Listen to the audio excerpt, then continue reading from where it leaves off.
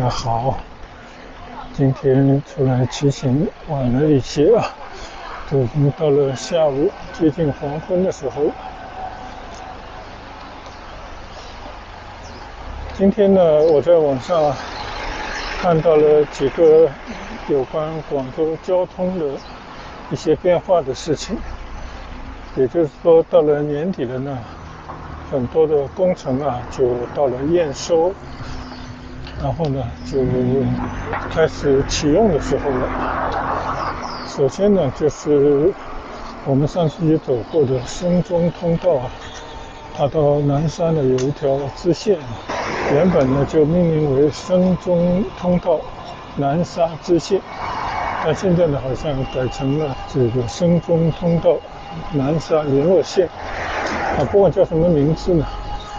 就是一条连接深中通道的陆海的大桥，连上了深中通道，从右呢就可以去到中山，向左呢就可以通过深中通道，还有海底的隧道呢，去到珠江口对岸的深圳前海地区。这个本来就是一个了不起的工程啊，终于呢不仅通了中山到深圳，而且连通了南沙到深圳和中山。据说呢，从20冲这边到深圳呢，只要区20分钟就到深圳的前海。所以我们想着什么时候再去走一走这条深中通道连接到南沙的联络线啊。那第二个消息呢，也是即将要通车，应该是11月1号，也就是2天以后吧。广州地铁3号线的延长线呢，从番禺广场要连到了亚运城边上的海旁。就有一回我们还开车专门去海旁那边看了一下啊，那终于呢这条3号线的延长线啊投入使用了。虽然对于原本在番禺广场啊搭乘3号线去广州市区的，也就是说原本是在番禺广场作为一个终点站啊，现在呢这些人就有些遗憾了，因为它的终点站呢延伸了4个站去到了海旁，而海旁尤其是住在亚运城的那些人们呢，千盼万盼啊，终于盼来了一条直达广州天河市区的地铁，而且呢在海旁又是终点站，虽然路途有些遥远，但是如果说终点站出发的话呢，很多人还是可以坐上座位啊，这样漫长的这个旅途上呢就可以多休息，闭目养神，到了工作单位呢就会精力旺盛啊。那不管是哪一条地铁线啊，它现在都是越延越长，原本的终点站呢就慢慢的变成了中间站了。这个对于住在中间的来讲啊，就可能会稍稍有一些出行麻烦，没有办法像以前那样可以等到一个座位，但这也是没有办法的事啊。就城市在扩大，交通呢延伸到更末梢的地方。你想番禺这个地方呢，从以前完全没有地铁，到有了3号线，有了4号线通过，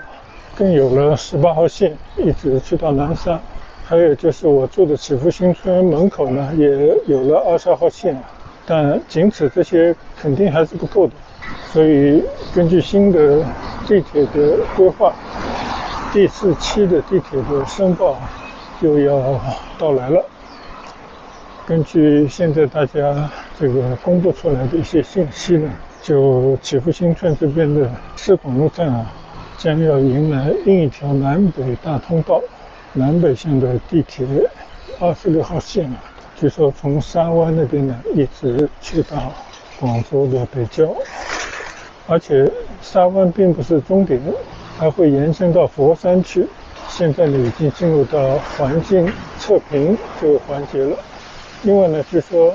4号线也会再建一条平行的副线，能够覆盖更多的区域，使得南沙的那边的老百姓经过番禺去到市区呢，又有一条大的通道。还有呢，虽然跟番禺没什么关系比方说18号线的延伸线，在南沙那边呢，从万景山一直要通到20冲，也是明年在那边要开亚运会的这个体育馆边上，并且以后呢会连到中山、珠海等地。而20号线呢，现在是以番禺广场作为终点，很快呢也会向南延伸到南沙，去到客运站，也是一条非常有前景的地铁。据说呢，以后会通到深圳当然这都是远期的规划。那么明年底呢，据说22号线就会从城头港一直延伸到芳村，那将来呢就会通过方白的城际线连到现在正在建设当中的白云机场的第3航站楼。就这些吧，都是一个非常重要的地铁的建设工程。那随着3号线即将开通，所以我们以后如果要去亚运城、去莲花山，甚至去海鸥岛骑行我们只要搭乘地铁到海旁下车就好，这样就会节省很多体力另外还有一个消息呢，就是广州地铁一条大环线，就是11号地铁线据说今年的12月底也要开通了。那经过了很多年的建设，那可以想象这条环线上呢就会有无数的枢纽，无数个换乘点。虽然说现在广州的东站和广州站这2个11号的站暂时还没有办法开通，因为这2个火车站呢都在进行高铁化的建设但不管怎么说呢，这条11号广州的大环线我觉得对广州的很多地方老百姓的出行呢都会带来极大的方便。所以今天在村里骑行呢，也跟大家分享一下这些交通大通道，无论是高速公路、跨海大桥还是地铁的线路都到了年底集中的验收通车的时候，所以对广州市民绝对是利好的消息，也方便我们以后呢有更方便的出行。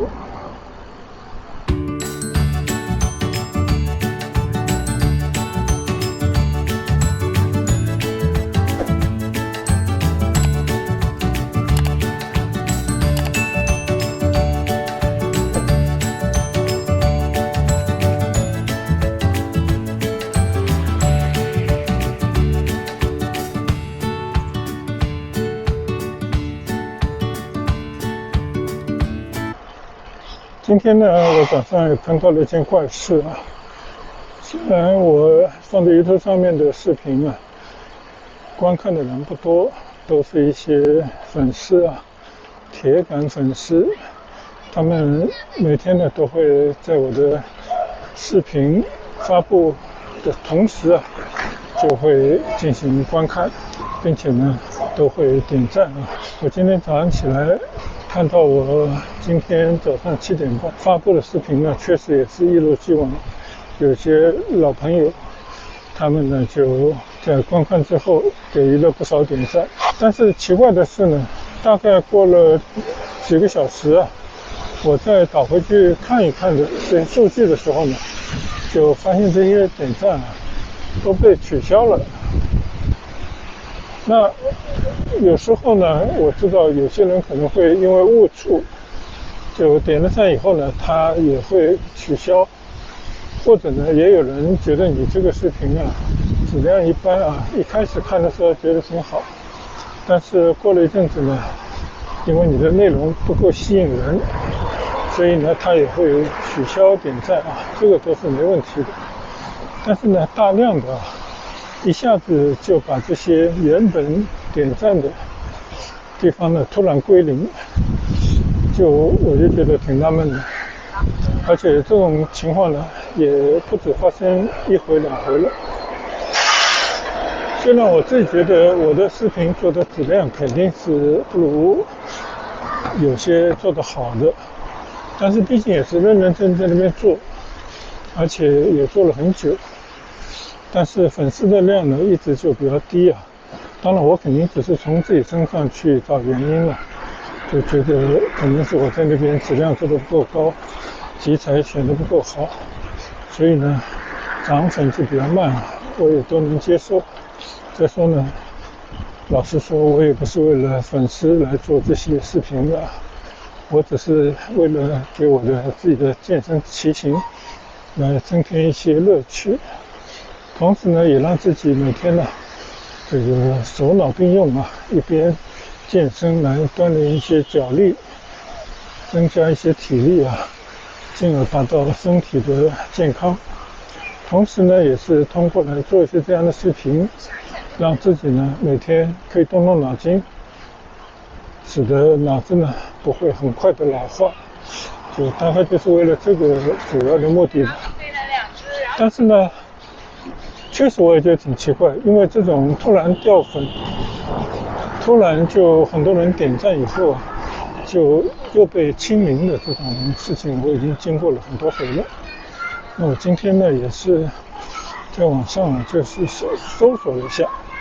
我就发现其实有很多人在 YouTube 上面都碰到跟我差不多的问题，甚至比我严重的多的问题。就大家觉得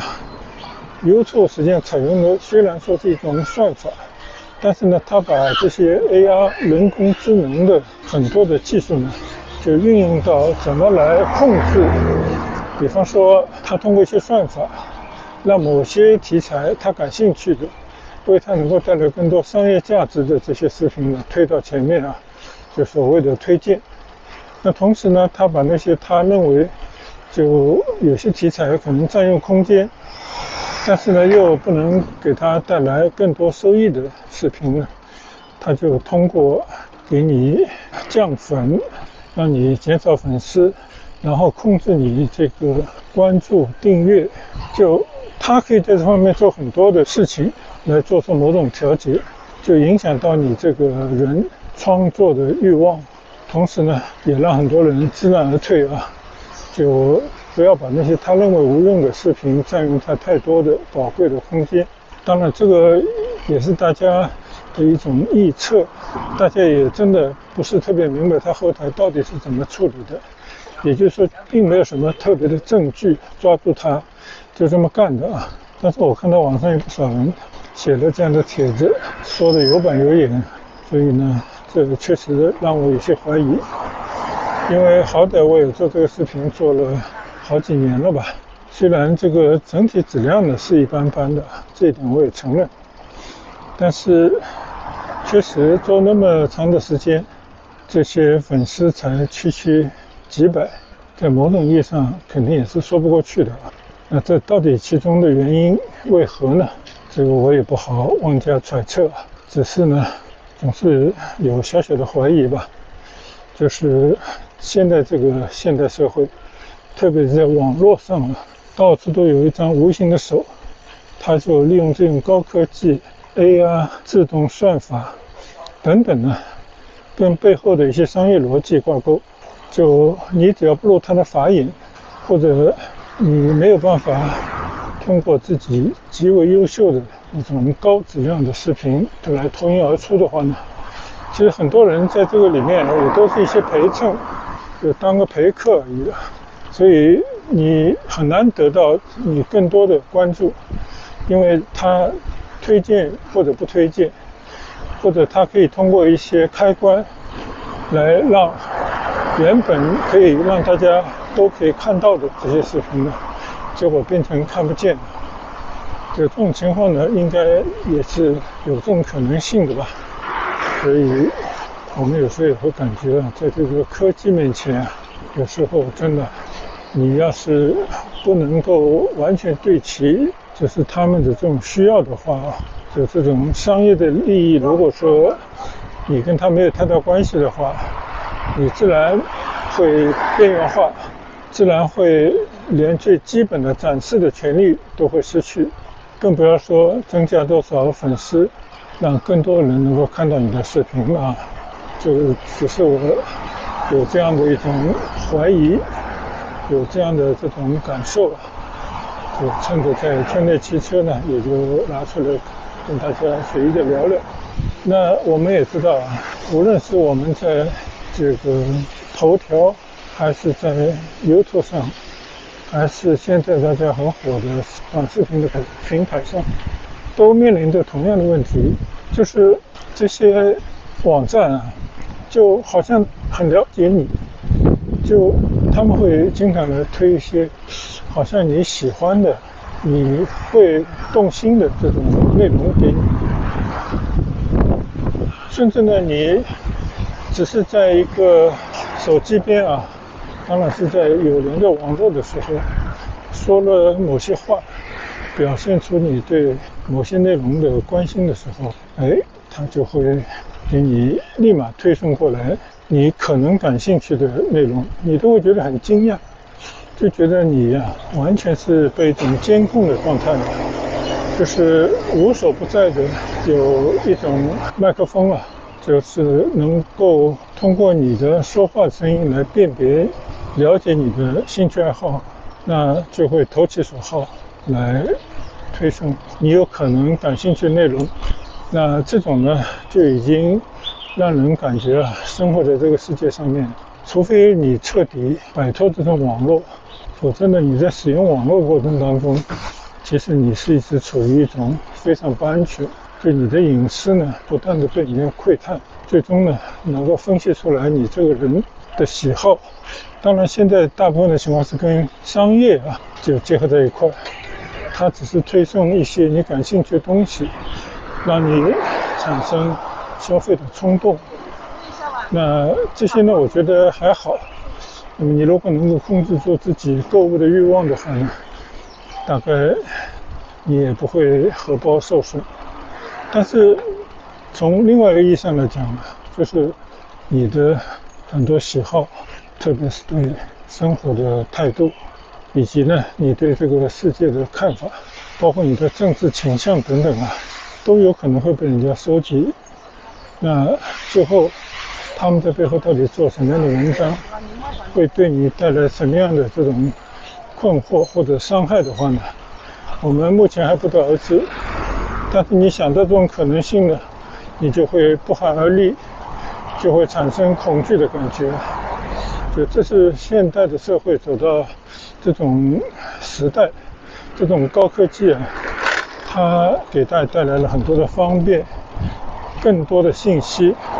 同时呢，它也更容易让人受到某种控制。这个就跟在疫情期间大家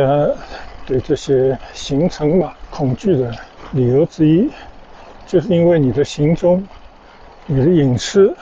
完全暴露在某个系统底下，那这种是非常可怕的。所以今天一边在村里就这么健身骑行，一边呢也跟大家来随意的聊聊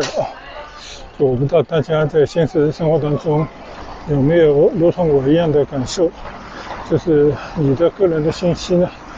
遭到了别人的窃听，并且呢被这些 AI 整理以后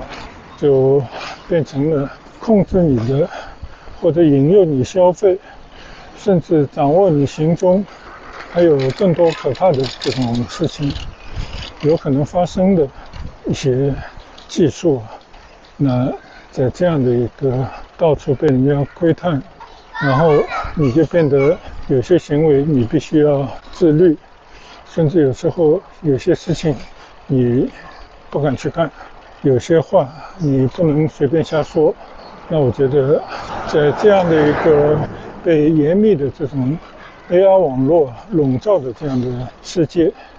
在这样的过程当中，这个生活呢有时候真的会有人胆战心惊的时候这大概就是这种 AR 这种高科技的网络就带给人类的一种负面的东西吧。但愿呢，我这是杞人忧天啊。好了，今天呢，我们在村里随意的骑行，跟大家随意的聊聊而已啊。那我们今天就早点收工回家，享受将要到来的晚餐的这个时候了啊。谢谢大家的跟随和观赏，再见，拜拜。